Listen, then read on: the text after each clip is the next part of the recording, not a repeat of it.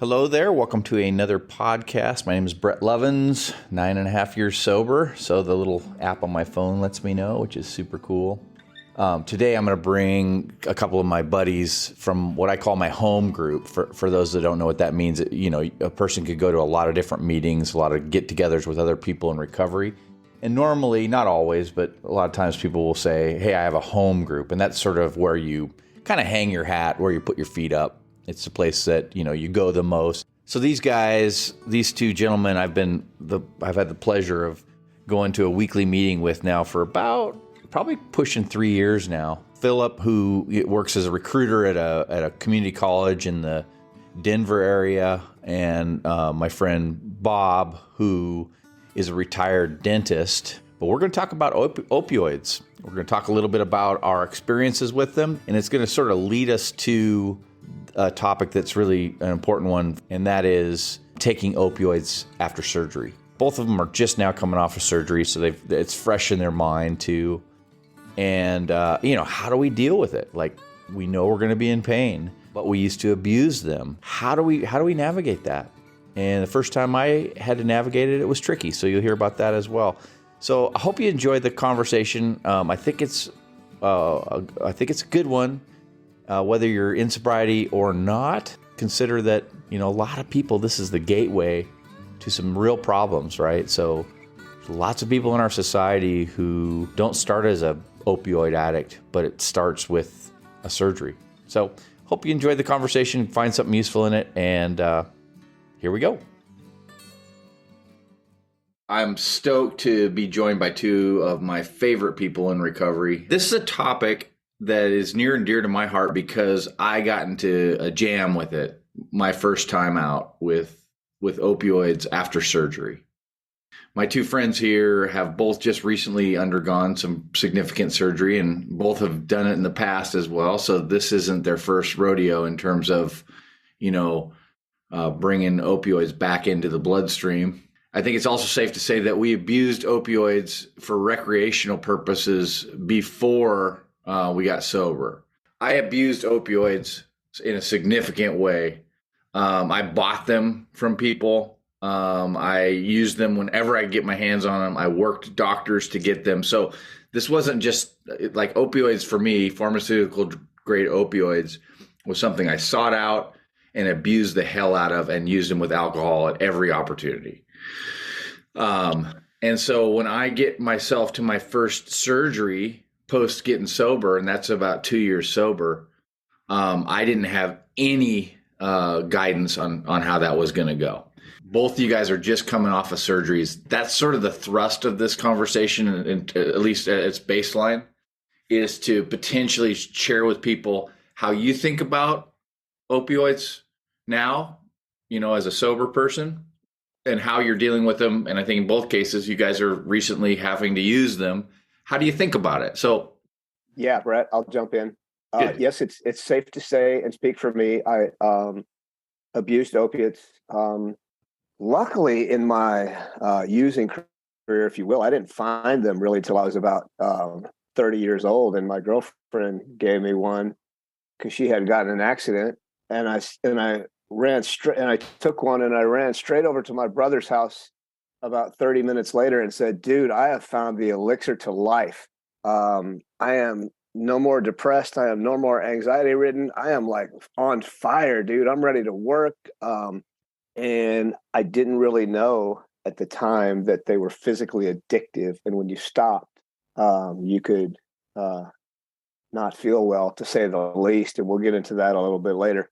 But So let me just tell you too, I hadn't had a drink since 1997, but I count my sobriety date as February 21st, 2009, because that's the first morning I woke up after 12 years to not take 280 milligrams. Yes, I said 280 milligrams of methadone every morning.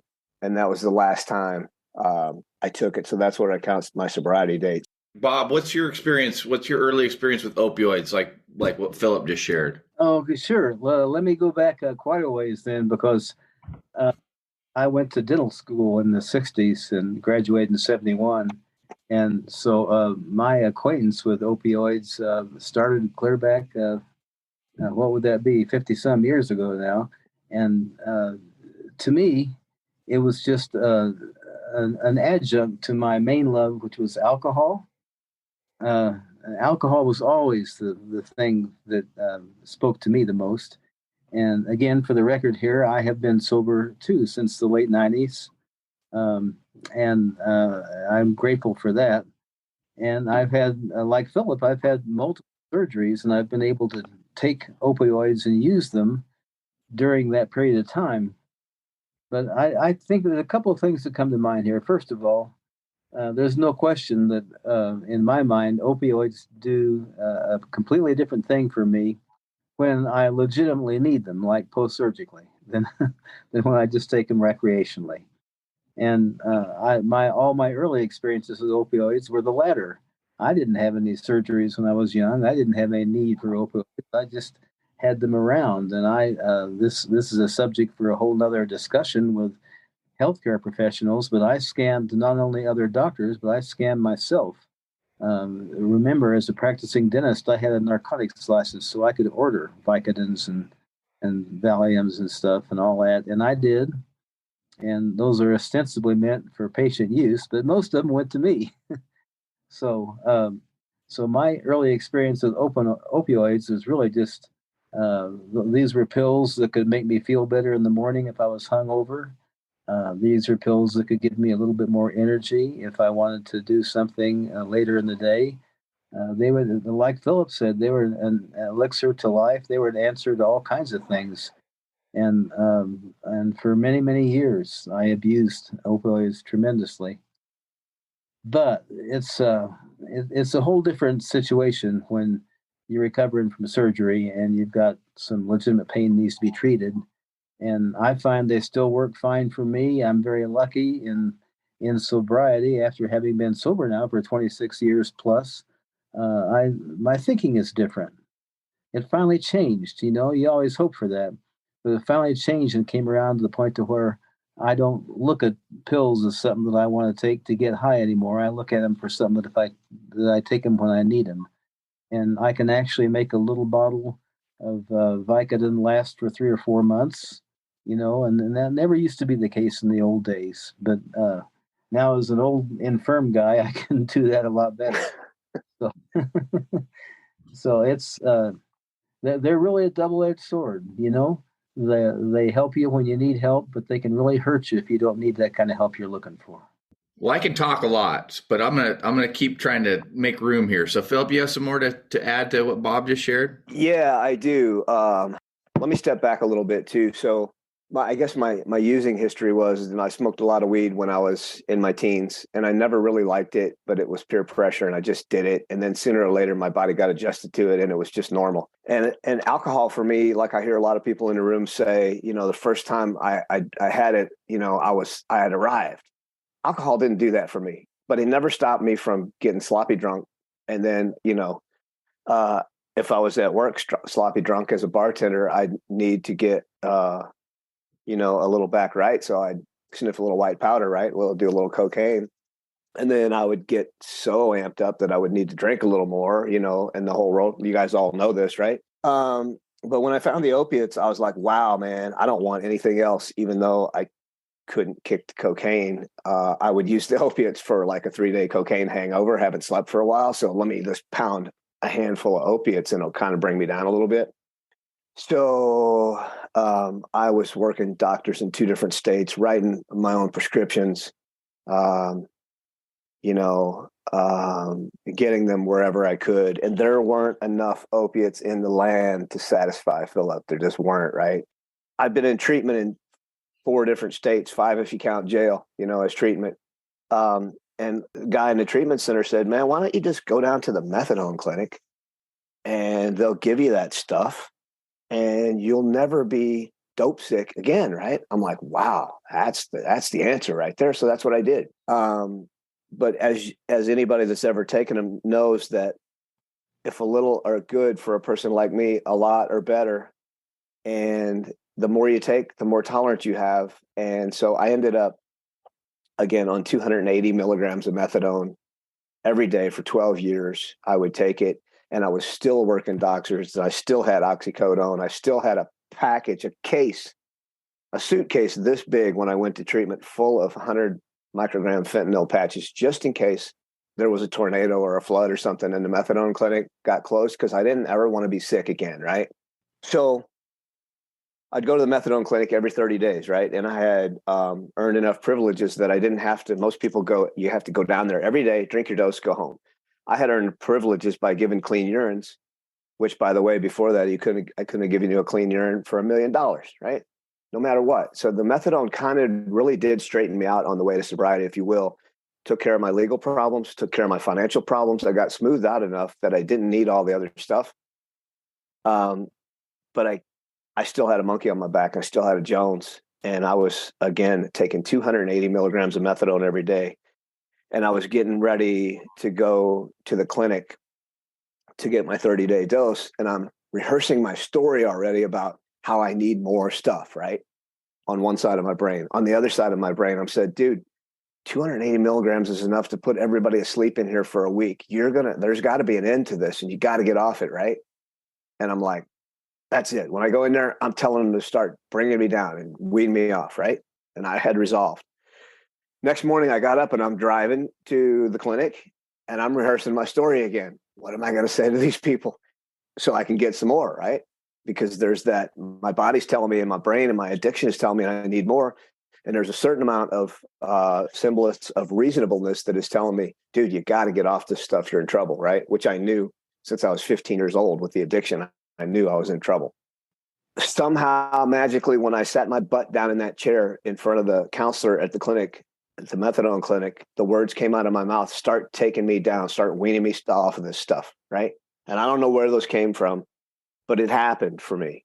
And it took me 18 months to wean down from 280 milligrams of methadone to 50 milligrams of methadone every day. And when I got down, so every 2 weeks, I'd go a little bit down, a few milligrams down.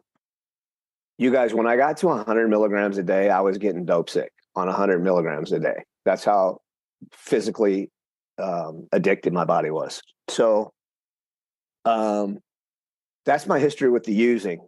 But I wanted to give the history of where how much I love that stuff. Let me chime in here a little bit. My use was all pills for opioids. I never tried heroin. I've never had methadone. I'm sure I would have found it work successfully, just like Phillip did. But I'd like to go back a little bit to what he was talking about with cocaine too, because there's kind of to me, there's kind of several different buckets of addiction. So one of them is the alcohol bucket. One of them is the heavy duty stimulant bucket, like cocaine and speed, amphetamines. And the other one's a sedative or narcotic bucket. And I would include all the rest of the pills with that, opiates and Valiums and all the various downers and all that. And honestly, I think for many of us alcoholics are cross addicted to all kinds of stuff. And for many of us, it was trying to find a set of circumstances where I could balance those three buckets. Go up when I need to go up, go down when I need to go back down, go sideways a little if I need to go sideways, whatever. Anything to keep from staying right on the straight and narrow. Anything to keep from that. And although I can chuckle about that now, I realize that's the thing that defined my life, not for years, but for decades. And it was just a matter of, I could order amphetamines, and I did a little bit until I got in trouble for that. And I could go buy cocaine and use that, and those were my stimulants.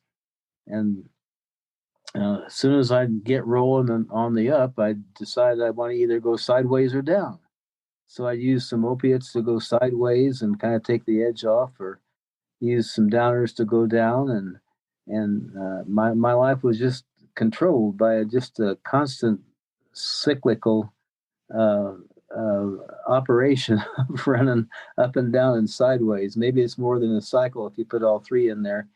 It's like a spiral, right? Up, down, sideways, and it just went on for ages and ages like that.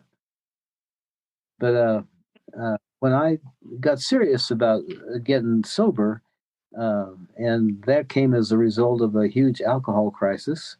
I started finding the way to relieve all those urges by just using natural methods of just prayer and meditation, and not so much coming to Jesus, but coming to my senses. And that really kickstarted my sobriety into a good kind of place. And I've just been so amazed since then that I haven't had any cravings for any kind of cocaine or stimulants, and I've been able to use opiates reasonably, and I sure as hell don't miss alcohol, because that was the one that really always got me in the biggest trouble. But anyway, I just kind of wanted to bring up, it seems like there's all these different substances that work against us. And for somebody who has an alcoholic, an addictive nature, as I do, it was disastrous and often tragic. Well, so I'm going to add a little bit of my story into this then too, and just sort of, as per usual when it comes to meeting with other people in recovery, some differences, but all in all, tremendous similarities. Here we are, different ages, different backgrounds, and we're talking about a similar thing in that. Specifically, at least the original idea for this podcast was to potentially give somebody the advice that I could have used back when I got my first surgery. And I think setting everybody up to understand that we really did use drugs in a very aggressive way, an addictive way. So this isn't like small potatoes. Bob and Phillip and myself, well, I won't speak for you. I speak of myself as somebody in recovery from addiction. I still have addiction in my life, but not to these true demons of drugs and alcohol.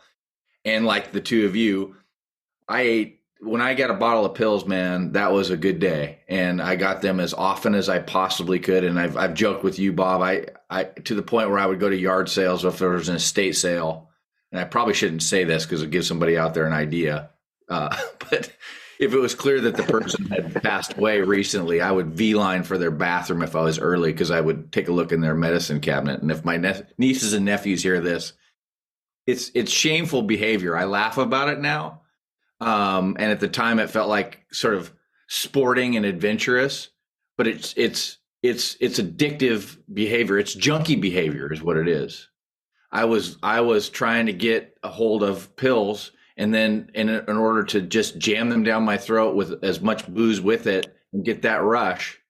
And so, once I get sober and I shake free of that craving cycle and all that bullshit, all that headspace and obsession that I've been living in, to your point earlier, Bob, decades, right? I'm free of that. And now, not to parlay it straight into the topic that I was originally saying, but it feels like a good transition if you boys are cool with it. So now I'm 2 years sober. I'm going to meetings. I've made it clear to my mind that, I got no business ever putting booze in my mouth again. And opioids was one of those it was awesome when I could get them, and I used them whenever I could and abused the hell out of them when I had them. But here I am getting ready to have a knee surgery, and I had nobody really to talk to about the danger of me taking those and needing those post-surgery. And I'll hold my story about what happened for me for a little bit. I want to hear your guys's first. But, I'd love to hear your thoughts both in the past and how you think about it now, like what you did or what you don't do or whatever. Is that a reasonable handoff? Okay. All right. Why don't we hand it to you, Phillip? We seem to be going in a nice circle here. I like it. Thanks, Brett. It's a nice segue. I want to just go back to, I did. So for you guys listening, we laugh about this stuff, and it's deadly serious, as probably some of you know. And I hope something resonates here with you, whoever's listening. I did a lot of more shameful behaviors that I can probably ever recollect.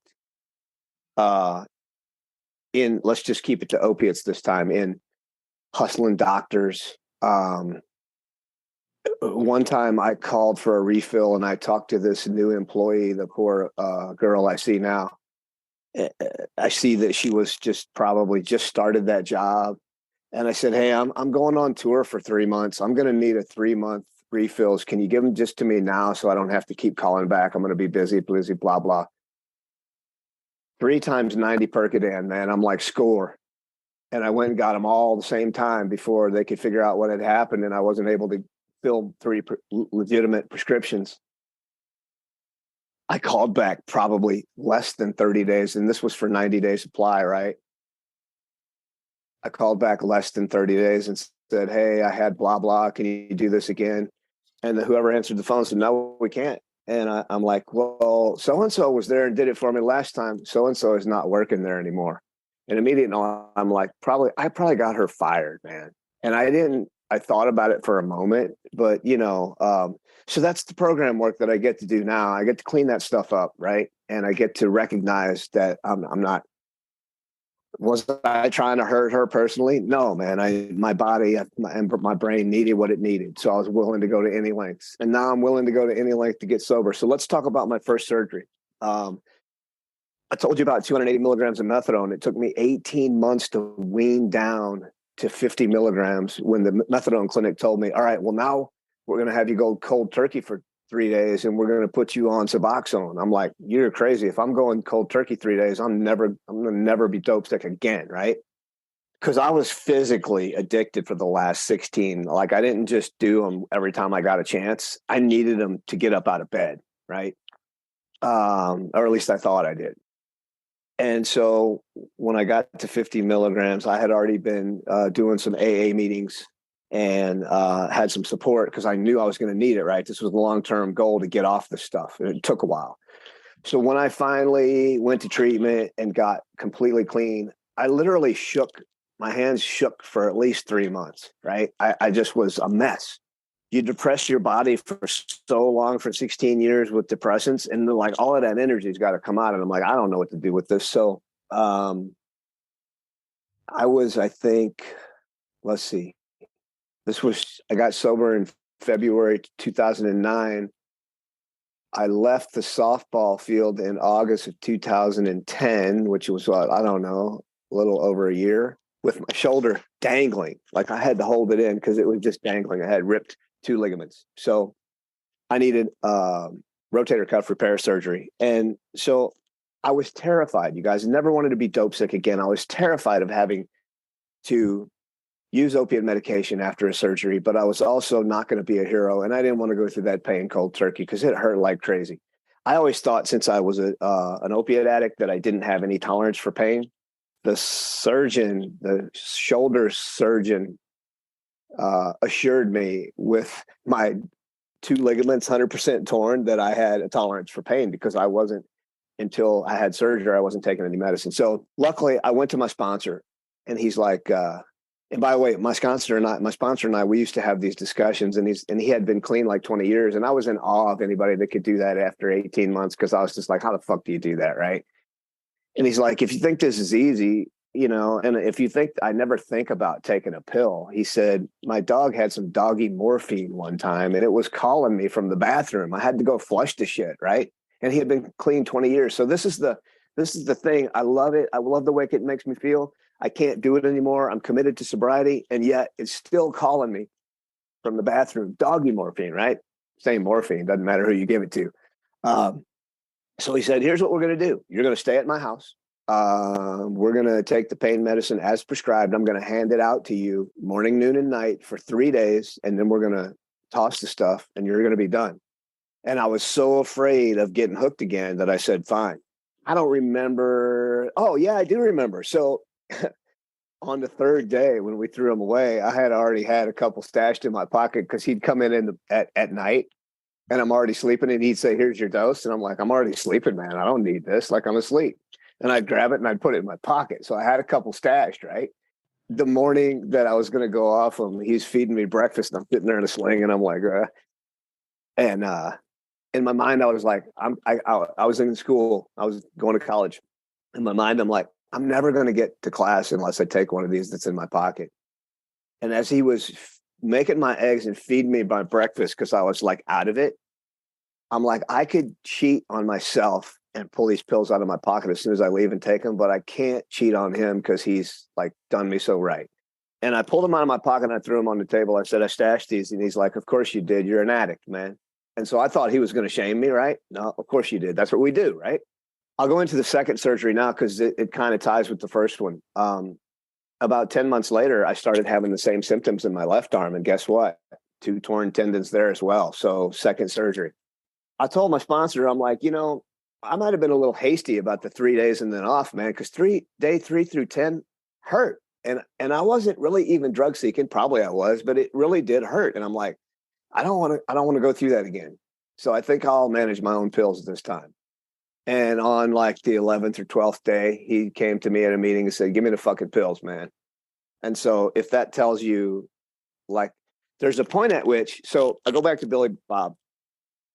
If I take it now in sobriety and I'm just taking it for the pain, it has a different effect. I've noticed over the years that are kind of two different types of people. When you give them an opioid to people who are not addicted the first time, it knocks them out. They fall asleep. They hate it. Well, I love it, man. It gave me energy. It didn't ever knock me out. It gave me the things that I didn't think I ever had, right? If I take a small enough dose just for the pain, it goes straight to the pain and I don't feel really too, and I found, if this helps anybody, this most recent surgery was my 5th, jumping around here a little bit, but this is pertinent. They gave me, 95 milligram oxycodone, and I was breaking them into at least 5 different pieces and only taking a little tiny bit. Because if you give me any more, then it goes to my pain and then it starts going to my head, I'm doomed, man. So I found the trick for me is to break the pills in 5ths or 6th or 10ths. And just like we used to chip, back in the day, just take a little bit and see if it works. So second time, again, I thought I had it and I wasn't really frightened again anymore. And I didn't want to be in pain. And I ended up, there's that little place where you slip off into, I can take a few, which turns into, holy shit, man, I got to take one just because I need one. Right. And I had crossed that line the second surgery. Yeah. There's some real thoughtful things there around, like putting your pants on stuff, like cutting them into pieces, right? That's a thing, right? You get a cutting board out with a sharp knife and you cut them into pieces. That's a thing. So there's a good one too. How about you, Bob? You up for sharing a early surgery story? As well? Certainly. Certainly, Philip, your stories are, first of all, very, very moving about how doctors worked with you to help you and your sponsor worked with you to help you with that. I guess my experiences with surgery were pretty much normal by the time I got there. I can tell you that I did look forward to being able to get the prescriptions, even though I knew I was going to get carved on and get my neck fused or get my shoulder operated on or whatever. I've had a bunch of parts operated on in sobriety. I still looked forward to getting the prescription for the pain pills. So it's kind of like, well, this is a bonus. This is my reward, if you will, for going through this bullshit of surgery.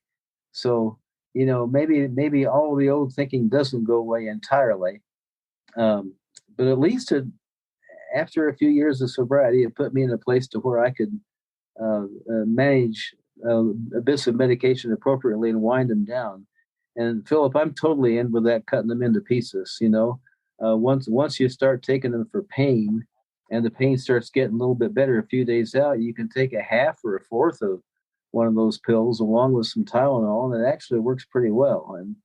And again, that isn't something that maybe a normal person would think about, but for those of us who have trouble always wanting pills and stuff all the time, it's a very powerful tool, because again, my little bottle of pills lasts me a long time now, and I guess in all honesty, I don't worry about at this point becoming addicted to anything, because the doctors that know me all know my history. My primary care doc knows.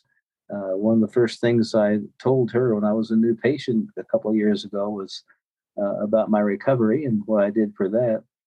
And so she and any other doctor that's operating on me or anything, all keep in communication and manage me. And I don't have any opportunity to run pills around and scam them.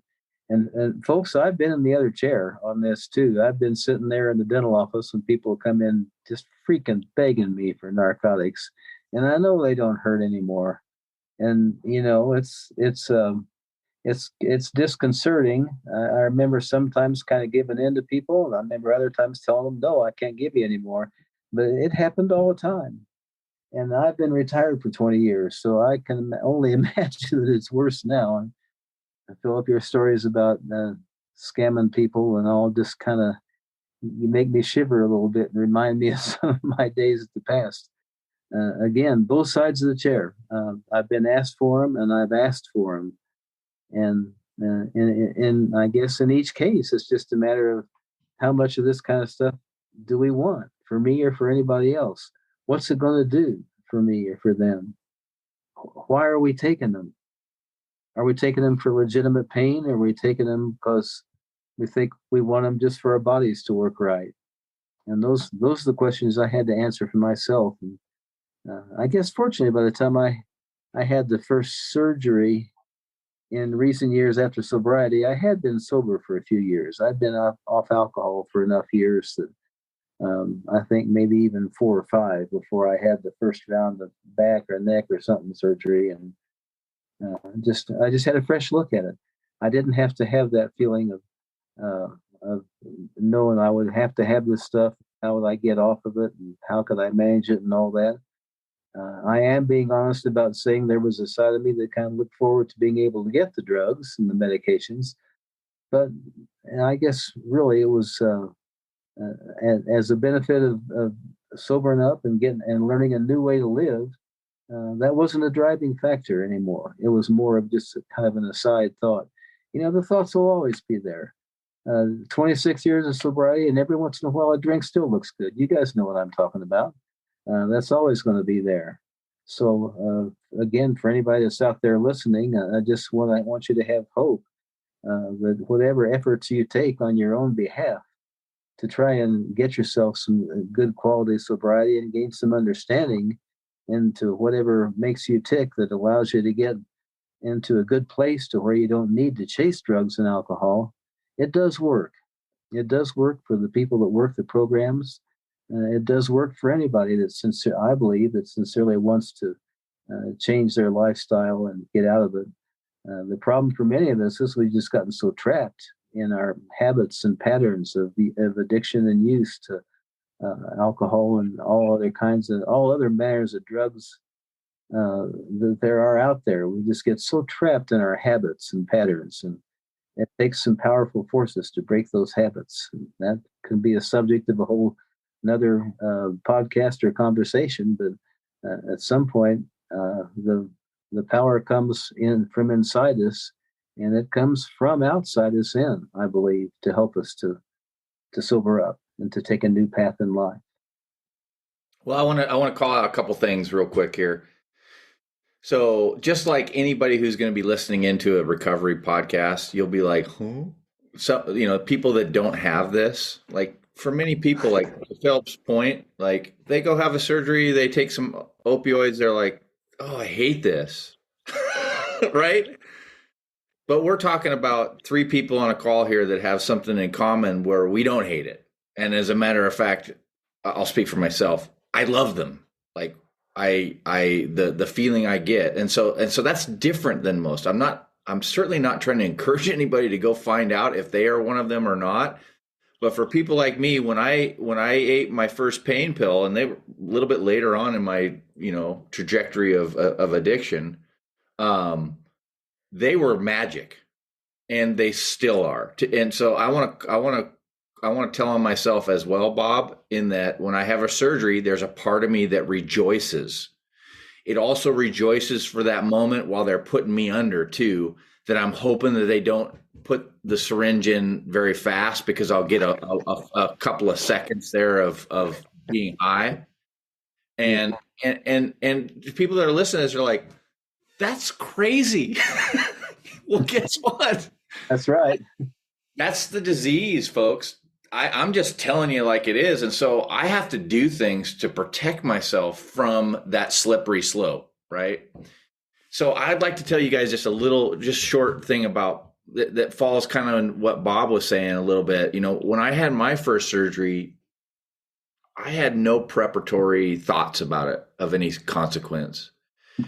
And I come out of my first knee surgery and I'm in that recovery space and I am high as a kite on the meds from the surgery and I'm all alone, my wife's not there, and the nurse comes up and asks me a question, "Are you in pain?" Now, as I said to my sponsor, and I'll say to you guys, that is not a fair fight. That's not a fair fight. Like I'm already in a very compromised position with that question because I'm already jacked. It's like me being, half a bottle of whiskey in and somebody like suddenly being a half a bottle of whiskey in and somebody turning the corner and saying, "Hey, Brett, do you want a shot of whiskey? Are you in pain?" It's just not a fair fight. So of course I said yes and began that process, that hungry vampire like process of keeping that buzz. And now I've got a bottle of pills in my hand. And so this gray area shows up for me, guys. This is the part that's scary for me is there's a gray area of wanting to stay high and also being aware of that it can't last forever and that I've got some sobriety I'm trying to protect here, but not right now.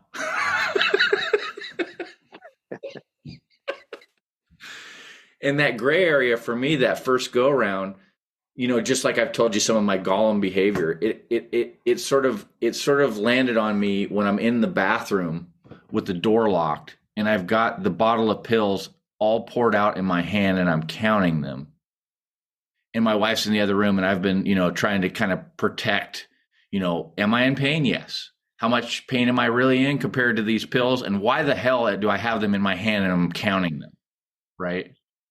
Because I'm trying to figure out if I can sort of like smuggle a few into my bloodstream without anybody knowing, kind of similar to your story, Philip, with the pills in your pocket. So once again, we return to this commonality, right? Like I'm not alone. I have a disease. I have to do stuff in order to protect myself. And in this case, it was rough for me, you guys. And it eventually ended with me getting rid of the pills, of course. And then the next time I had a surgery, it was DEFCON 3 for me. Like I told everybody in recovery that I knew that I was getting ready to have a surgery, that I was concerned about the pills, that that my wife was now going to be in charge of holding them and giving them to me. And even then, you guys, if I'm honest, between two guys that I trust and whoever's listening, there's a part of me that still isn't sure when I need them for pain versus wanting to get high, having that weird itchy on my back and, feeling groovy in the chair, watching TV with my knee with ice on it. And I don't know how to shake it other than just be honest about it with people like you and then try my best not to go down that slipperier slope. Because you've been around a little while, you find out that slippery slope can pick up some speed. So I wanted to share that with you too. And that's why I'm really passionate about this topic because I wish so much that somebody would have grabbed me by the shoulders and said, "Oh, you're getting a surgery? Pay attention." Because I wasn't. And it was a very dangerous thing for me. I've been through enough surgeries that my body's traumatized, man. My emotion is traumatized when I'm facing another one. And these are legitimate. I mean, so this gray area. So there are times when I ask my sponsor and my friends, because I have to be accountable. Every time is a roll of the dice. If I have a surgery, every time that gray area, Brett. So I'm setting myself up for failure. I already love the way fentanyl makes me feel. I'm going to get some when I'm willing in my sobriety to pay the piper and have to stop and get off it. I'm willing to do that. But what happens if I get stuck fentanylized and I can't remember that that's a possibility every time. So that's why I'm accountable to more than one person each time. So this last surgery before, I'm like, I'm dreading it, man. I know that I can't live in pain anymore like I am. I'm gritting my teeth. I can't make it till 9:30 at work, and I'm gritting my teeth through pain the whole day. I can't concentrate, all this stuff. And I'm facing a surgery. We're going to rip the front of my neck open and screw it and hammer it. And then they're going to turn me over and rip the back of my neck open and screw it with metal screws and hammer it. And I'm like, fuck, dude, your body remembers that trauma. And it's not really excited about going back to another round of that. And then you remember too how, like you said, Brett, all right, I woke up from surgery. I usually wake up and I literally am in pain. And I'm like, give me some more. But by 3 or 4 hours after that, I'm flying high, dude. I don't feel a thing. But the next day, reality sets in and I'm like, holy shit, dude. I feel like a truck ran over me, right? My body doesn't look forward to that. My psyche doesn't look forward to that. But the addictive part of me thinks the fentanyl is a reward for all this bullshit I'm going through. And that's addictive bullshit behavior. And I don't want to be a hero, so I'm going to take the pain medicine. Mm-hmm. I want to touch on one other thing too with, so I mentioned I've observed folks who would take a pain pill after a tooth extraction or something and go right to sleep. And I'd say, hey, you liked it? No, I hated it. I hate the way that makes me feel. Even if you're one of those people, be careful. If you take enough opiates for enough days in a row, your body will become physically dependent and your mind and your psyche might start liking it also, right? So it's a really dangerous thing. I guess I'm going to go in. I went into the accountability piece. I always have to be accountable. Early on, my sponsor said about any behavior, if you're sneaking around about it, it's probably not good. If you can own it up, even if it's not the best for you in the world and you are doing it for various reasons, at least you're being accountable. And the key to accountability for me, you guys, is not just protecting myself by letting other people know who I am and what I'm doing, but I'm being accountable to myself for the first time in my life in responsible sobriety, right? I'm being accountable to myself if I tell other people and I tell them myself. Because the truth is, you guys, when I'm not in pain, I enjoy things. I've been sober. It'll be 14 years, and I don't like to count. They say don't count your chickens till your eggs are hatched or however it works. But you guys, I'm going to be sober on February 21st. If I'm alive, I'm going to be sober, some semblance of sober next February, which will be 14 years. Even through all of this pain and all of this stuff, I'm at my best version of myself when I'm going to the gym twice a day and I'm working out. You guys, I feel, and I heard this early on in sobriety, you're going to feel better than you ever did on any drugs you ever did. And I said, bullshit. I don't believe that for a second. But the truth is, these days, 14 years in, when I come from the gym, I have more clarity of thought. I have more vigor for life. My body feels good. And I prefer that clear mind, physical well-being, emotional well-being, emotional sobriety to the feeling that the gym gives me, drinking good water, eating healthy, meditating, all of these practices that I do. I prefer that over the feeling of, wow, I want to get high and I want to feel good. But I'm 3 months out from my last dose and I'm not there yet. I'm not there where the gym is doing it for me. There is still that little voice saying, dude, all you got to do is go take one, but I'm not giving in. Well, that's very good. I appreciate what both of you folks are saying. And yeah, yeah, Brett, you're so wonderful with your honesty. You're just getting back to what you talk about, loving the high and still wanting to love the high, even though you know it's not good for you, and all those things that happen to us. Again, for me, it's just a question of what do I want to be in charge of my life. I like Phillip. I like to go to the gym or do my little home exercises or whatever. I like to get my body feeling good that way. That, to me, turns out to be a better kind of high than drugs and alcohol did. And I didn't believe that at first either. I didn't think that was going to be possible. But after a while of practicing it, I found that it really is true, that we can get those kinds of feelings in even greater measure, get the good, whatever you call it, a high feeling in even greater measure when we practice them for a while, and getting off of all the weed and the alcohol and the pills put me into a whole different space to where I can feel good. and I'm really grateful for that. You know, Philip, when you're talking about that after surgery time, it always amazes me that there's this whole thing about, well, you got to stay ahead of the pain, stay ahead of the pain, and they keep pumping the pain pills in you when you're first out of surgery. My experience has been, when I'm first waking up from one of those surgeries, I'm really not in pain then.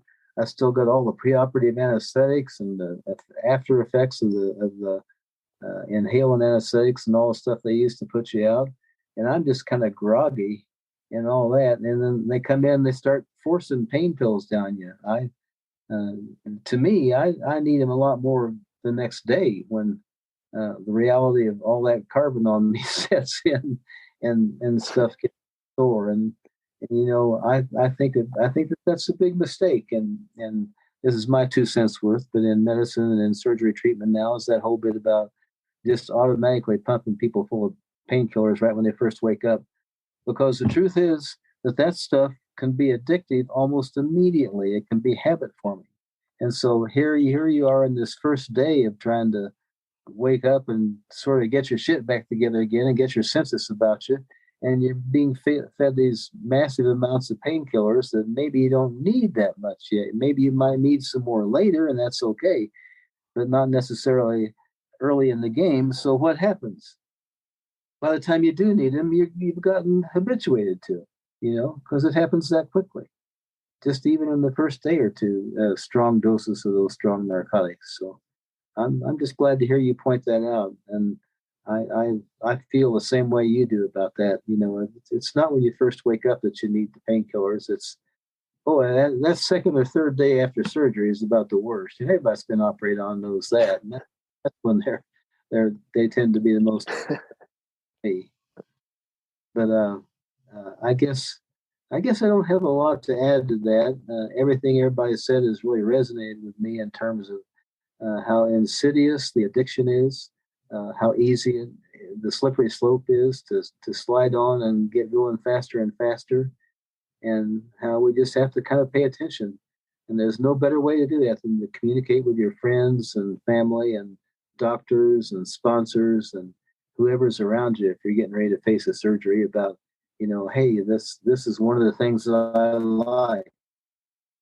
These narcotic pain pills are one of the things that speaks to me, and I'm just getting ready to have a procedure where they're going to legitimately give me a big bottle of them, and I need you to help me watch out for that, because I want to use them to take care of the pain. I don't want to hurt.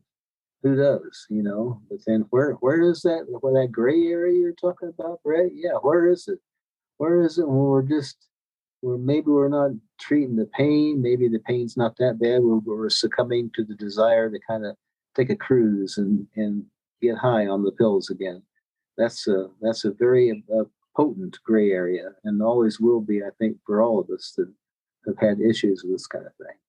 Yeah, I'll add one thought to that too. Is I'm way more closer to, as Jim Mick says, a case of the fuckets at that point too, right? And now, because if I throw a beer on top of one of those, or a little bit of gin or something, or now all of a sudden we're looking at potentially years of riding that elevator again downward. So that's how serious it is in my mind and heart with this. I think what would be kind of cool is I'd like to share with you guys my playbook for surgeries that I use now, and see if you want to. Philip, you mentioned one about chopping pills up. I just want to do nuts and bolts stuff for anybody that's cruising along here or family members. Here's what I do. I tell the doctor up front in the pre-op, I am a recovering alcoholic and drug abuser, and opioids are magic to me, and I need to tell you that. That's the first thing I do. Second thing I do is I make sure that they're aware that I want my wife in the post-op there with me when I wake up, so that she's there so I've got an advocate. The third one I do now is whatever the pain medication is, I give them to my wife and I let her give them to me. And then fourth, before all of that, I would tell one of you guys, hey, Philip, hey, Bob, I'm going to have a surgery next week. I need you on my team. I need to be talking to you. I need you to ask me those hard questions. Hey, Brett, are you really in pain? Are you still taking the meds? You know, are you ready to start weaning yourself off? Those kinds of questions from somebody like you guys that get it cuts through for me. So that's sort of my general playbook. Do you guys have anything else that you would consider or offer to somebody who's gotten this far in the podcast and want some additional nuts and bolts ideas? I do exactly the same thing, Brett, and I'm not sure if I have anything else. I probably do. I don't always remember. But I feel it necessary for me to say about the gray area again. Each time for me, you guys, it scares the shit out of me. Even though my body's traumatized, doesn't want to have another surgery, I need it. Even though can't wait for the first shot of fentanyl and second or third or however many, all of that's going on. It scares the shit out of me that I will succumb to the gray area because, like you said, it's not a fair fight. I got all this stuff predisposition going, and now I'm gonna not have all my faculties and be right where the addict wants to be. That is not a fair fight, man. And it's a roll of the dice each time. And that's exactly, again, why I tell more than one person. And I found myself in the bathroom after the third or fourth surgery, counting the pills too, standing over the toilet saying, am I going to flush them or am I going to count them? Am I going to flush them? That's the roll of the dice that can happen, man. Because all of those things, and by the grace of God or whomever the program, accountable people, I knew I was in trouble and I flushed them the third time, right? So I think, Brett, I'd like to make myself, just speaking for me, available to anybody who's watching this podcast. If you want to give them my phone number, I'm okay with that. I want to make myself available to anybody that might have more questions, might be going through this, might need support. I just want to make myself available because it's that important to me. Well, that's beautiful. And let me just say there really isn't, with the podcast as it sits right now, there's no method for people to contact me or anybody on the podcast. But if it's okay with you, Philip, I'd just like to advocate that I can guarantee you there are a lot of Philips ready to rock in your in your neighborhood, right? At your local meeting, there's a passion that people like us have for this thing that we don't have to know each other, and we will be quick to help. So it may be over time that I will figure out a way to share people with each other. But for the time being, just know that there's a lot of us that are ready to talk to you and support you through a surgery or whatever. Okay, Bob, you're going to have to take us home, my friend. Okay, well, I don't really have a lot of to add to that. I think that your whole method of how you deal with that, Brett, that you described, essentially, that's just full disclosure to me. It's just telling everybody that's around you, your family, your sponsors, your doctors, what the nature of your addictions and illness and like that and those kind of problems are, and just alerting them to that before you go into it. And I think by doing those kind of things there, we've given ourselves the best possible shot at being able to use what we need to use appropriately and manage it. And God help us, there's always going to be a gray area, folks, in everything for us. There's always be a little gray area where maybe you don't quite need that half a pain pill or something as bad as you thought you did, but you're going to take it anyway. And as long as that's not a big deal to me, as long as my progress is such that I'm moving on through that and get to a point to where I say, okay, I don't really need those strong painkillers anymore. As long as I get to that point, I can handle a little bit of the gray area. Life is full of gray areas, and this is just one of them. But yeah, I really appreciated the chance to share some of my thoughts and to hear from both of you two, both of whose opinion I respect very highly and greatly, as I've come to know you over our recovery meetings over the past couple of years. And it's been a pleasure to be able to just talk about these kind of things as they hit us personally. And I too hope that somewhere out there, somebody that may be listening to one of these can just take a little bit of this stuff, a little bit of medicine that you're hearing rather right now, and take that personally and use that as an impetus to get started on a good program of health, because it is so much better on the other side of addiction. We can recover.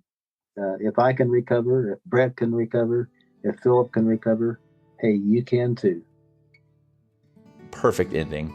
So thanks, both of you guys. Your friendship means the world to me, and this conversation I learned a lot from it, both by listening and by sharing my story. If you're someone in difficult situations when it comes to sobriety, there's all kinds of resources. You're not alone, but one that I really like to send people to is shatterproof.org. They have a really amazing website, and it'll lead you to all kinds of things, including some treatment options. I wanted to add one more link, and you can find it in the liner notes. There's a famous actor guy named Dax Shepard, married to Kristen Bell. He's been in recovery for, I think, upwards of 15 years. He shared a podcast. He has a podcast called Armchair Expert. So if you do a search for Armchair Expert relapse episode, you're going to hear his story on a surgery where he relapsed on opioids. So it's another take on it by somebody famous, and sometimes that can really hit home for folks. And it's just a really excellent podcast. So that link is in the liner notes, or you can search for it on Google using the suggestion of Armchair Expert relapse episode. It's Sunday. I got my wonderful dog Rue here laying next to me. I'm sober, and it's rare that I don't recognize just how grateful I am to have escaped the clutches of that condition, and get the opportunity to share some of the things that I do to keep it. Because it's one thing to get sober, it's another thing to stay sober. And so here I am. Happy Sunday, and take care.